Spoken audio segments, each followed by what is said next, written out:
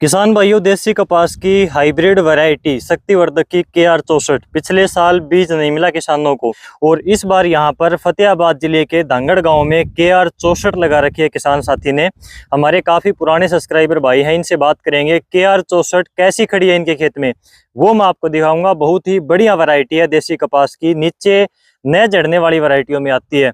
और यहाँ पर इन्होंने इसका बीज अपने घर पर ही तैयार किया था, जो इन्होंने पिछले साल लगाई थी। उसकी रुई से बिनोला निकालकर इसकी बिजाई करी थी। 1 एकड़ में कितना बीज डाला और इस बार किस प्रकार से इन्होंने बिजाई करी, कौन कौन सी खाद डाली, कौन सी स्प्रे करी, अभी तक क्या बीमारियां आई, सारी चीजें इनसे हम पूछेंगे एक एक करके। तो चलिए अनमोल भाई से बात करते हैं। भाई साहब, आपका स्वागत है डियर किसान पर। सबसे पहले तो नमस्कार सबसे पहले अपने गांव का नाम बताइए, आपका नाम परिचय बताइए अपना। भाई, मेरा नाम अनमोल है, गांव धांगड़ है, फतेहाबाद का रहने वाला हूँ। कितने एकड़ में लगा रखी है देसी कपास? 1 एकड़ में भाई, ट्रायल के तौर पे। 1 एकड़ में ट्रायल के तौर पे आपने लगाई है। अब की बार KR 64 का बीज नहीं मिला किसी को भी, तो आपने KR 64 लगा रखी है। कैसे बीज तैयार किया, 1 एकड़ में कितना बीज डाला आपने, बताइए थोड़ा सा। घर पे भाई कपास ला के पिछली साल की, उसके बिनौले निकलवा के, और 3 किलो बीज पर एकड़ के हिसाब से। 3 किलो बीज आपने 1 एकड़ में डाला। हाँ जी। तो बिनोले हम घर पर निकालते हैं तो उसके ऊपर रुई कुछ मात्रा में रह जाती है, तो उसकी बिजाई आपने मशीन से जो है, मशीन से तो हो नहीं सकती, तो बिजाई कैसे करी, थोड़ा सा वो प्रोसीजर बताइए किसानों को। तो भाई साहब, हमने पहले खाली मशीन निकलवा दी सारे खेत में, और बाद में उसके बाद हाथ वाले हल से बिजाई की थी। मशीन से ट्राई किया था, पर बाद में वो बिनौला इकट्ठे हो रहे थे और वो नहीं ना से सही चल रहे थे।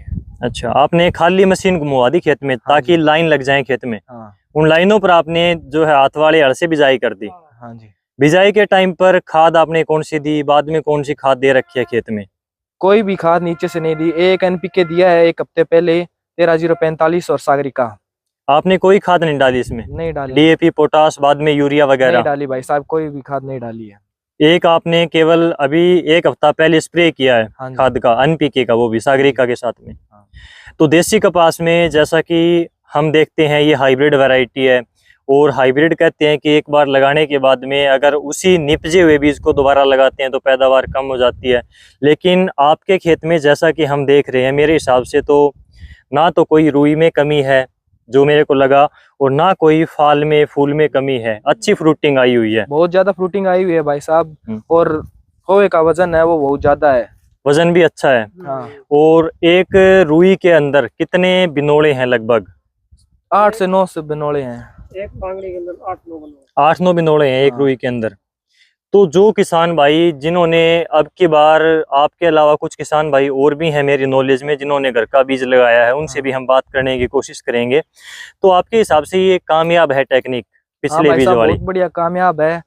और बीज में तो भाई साहब गुलाबी सुंडी आ रही थी, इस बार चलो कम है उसका असर। तो पिछली साल हमने सोचा कि इसका ट्रायल करते हैं, और बाद में लगाया, बहुत अच्छा रिजल्ट मिला है। अगली बार इसका बीज मिलेगा तो पूरे खेत में लगाएंगे, वरना यही पिछले साल वाला जैसा करके हम दोबारा पूरा खेत में लगाएंगे। एक चुगाई आपने कर ली? हाँ जी। ये जो है यहाँ पर 2-3 लाइनें इसकी रहती हैं, जो आज ये चुगाई करने वाले थे लेकिन मौसम खराब हो गया, और इसके पीछे पूरे खेत में इन्होंने चुगाई कर ली है। तो एक चुगाई के अंदर कितनी चुगी आपने अभी तक? 2 क्विंटल से ऊपर चुगाई हो चुकी है। कोई भाई आसपास का है, आके देखना चाहता है तो आके देख भी सकता है। सालम खेड़ा रोड पे ढाणी है।